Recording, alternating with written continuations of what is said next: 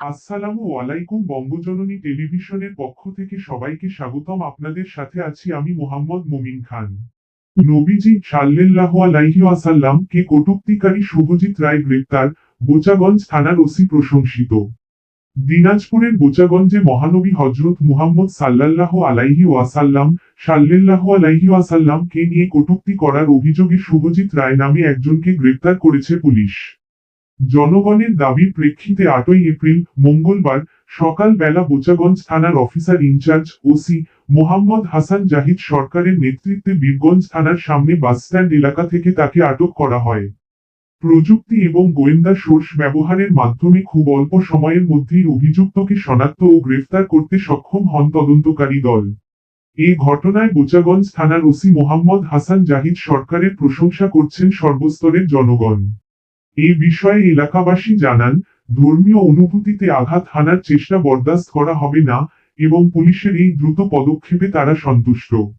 এদিকে আইনশৃঙ্খলা বাহিনীর পক্ষ থেকে জানানো হয়েছে, বিষয়টি গুরুত্ব সহকারে তদন্ত করা হচ্ছে এবং আইনানুগ ব্যবস্থা গ্রহণ করা হবে।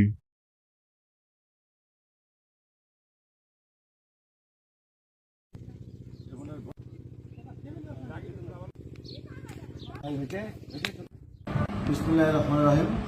বোচাগঞ্জ থানাতে ফেসবুকে অভিজিৎ রায় নামে এক ফেসবুক আইডিকারী, সে মহানবী সাল্লাল্লাহু আলাইহি সাল্লামের নিয়ে বিভিন্ন প্রকার কটূক্তি করেন এবং ইসলাম নিয়ে বিভিন্ন কটূক্তি করেন, যার প্রেক্ষিতে বোচাগঞ্জ থানা সহ বোচাগঞ্জের আশেপাশের থানা পীরগঞ্জ সহ লোকজন উত্তেজিত হয়ে যায়, জনগণের মধ্যে উত্তেজনা সৃষ্টি করে, তাদের বাড়িতে হামলা করার চেষ্টা করে এবং জনগণের দাবি ছিল যে তাকে অবিলম্বে গ্রেপ্তার করতে হবে। বোচাগঞ্জ থানা অনেক অক্লান্ত পরিশ্রম এবং মোবাইলের প্রযুক্তির মাধ্যমে তাকে আমরা গ্রেপ্তার করতে সক্ষম হয়েছি। আনুমানিক 8টার দিকে তাকে বীরগঞ্জ থানার সামনে বীরগঞ্জ থানার বাসস্ট্যান্ড থেকে গ্রেপ্তার করা হয়। আমি বোচাগঞ্জবাসীকে বলবো, কোনো প্রকার এটা নিয়ে কোনো জায়গায় কোনো হামলা বা কোনো ভাঙচুর বা তাদের বাড়িতে কেউ যাতে যে না দিয়ে ভাঙচুর করে, এটা আমার অনুরোধ সবার প্রতি।